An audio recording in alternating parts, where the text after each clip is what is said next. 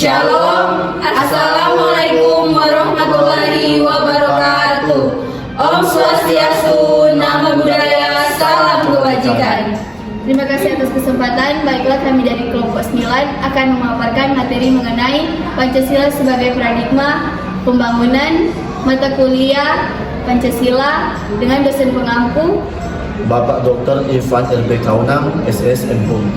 Perkenalkan, nama saya Milan Saleh. Perkenalkan, nama saya Marcelina Kristina Goni. Perkenalkan, nama saya Naila Fadila Putri Nur Hamidin. Perkenalkan, nama saya Oye Sunbuya. Selamat menyaksikan. Kata paradigma berasal dari bahasa Inggris paradigm yang berarti model, pola, atau contoh. Paradigma juga berarti suatu gugusan sistem pemikiran, cara pandang, nilai-nilai, metode-metode, prinsip dasar, atau cara pemecahan masalah yang dianut suatu masyarakat tertentu. Thomas S. Kuhn dalam The Structure of Scientific Revolution. Paradigma adalah asumsi-asumsi dasar dan asumsi-asumsi teoritis yang umum, merupakan suatu sumber nilai, yang merupakan sumber hukum, metode, serta cara penerapan dalam ilmu pengetahuan sehingga sangat menentukan sifat, ciri, dan karakter ilmu pengetahuan tersebut. Harmon.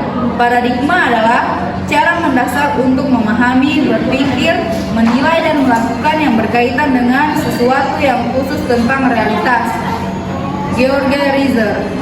Pandangan mendasar ilmuwan tentang apa materi pelajaran harus dipelajari oleh cabang atau disiplin dan apa aturan yang harus diikuti dalam menafsirkan informasi yang akan dikumpulkan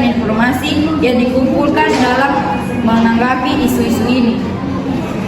Istilah tersebut berkembang dalam berbagai bentuk bidang kehidupan manusia serta ilmu pengetahuan, politik, hukum, budaya, ekonomi, dan lain-lain. Istilah paradigma mengandung konotasi pengertian sebagai sumber nilai, kerangka pikir, orientasi dasar, sumber asas, arah, dan proses dalam bidang tertentu, termasuk bidang pembangunan. Kemudian ada Pancasila sebagai paradigma. Pancasila adalah paradigma sebab Pancasila dijadikan landasan, acuan, metode, nilai, dan tujuan yang ingin dicapai dalam program pembangunan. Pancasila sebagai paradigma pembangunan artinya berisi anggapan-anggapan dasar yang merupakan kerangka keyakinan yang berfungsi sebagai acuan, pedoman perencanaan, pelaksanaan, pengawasan, dan pemanfaatan hasil-hasil pembangunan nasional. Kemudian ada Pancasila sebagai paradigma pembangunan. Pancasila sebagai paradigma dijabarkan dalam pembangunan sehingga proses dan hasil pembangunannya sesuai dengan Pancasila.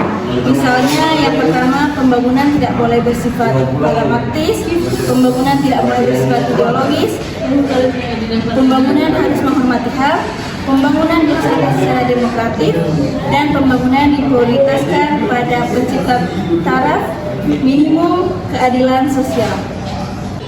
Selanjutnya, sebagai paradigma pembangunan, Pancasila mempunyai kedudukan sebagai berikut.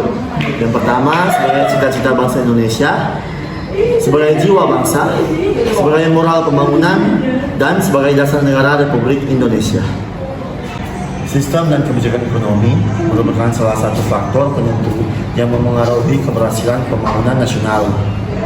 Falsafah yang menjadi landasan tindakan masyarakat adalah falsafah yang telah berakar dalam masyarakat, dan falsafah negara dapat memengaruhi sistem ekonomi.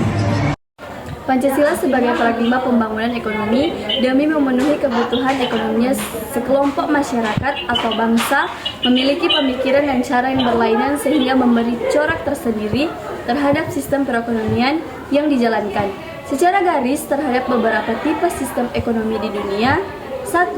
Sosialisasi komunis, 2. Liberal kapitalist, 3. Campuran. 1.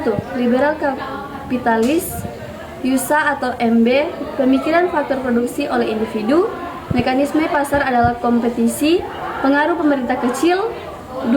Sosialisasi komunis Cina, pemilik faktor produksi secara bersama, pengaruh pemerintah yang kuat, perencana dari pusat. 3. Campuran negara-negara, berkembang emergensi marek seperti Indonesia, Malaysia. Pemilik faktor produksi oleh individu terhadap bersifat sosial, terhadap campur tangan pemerintah,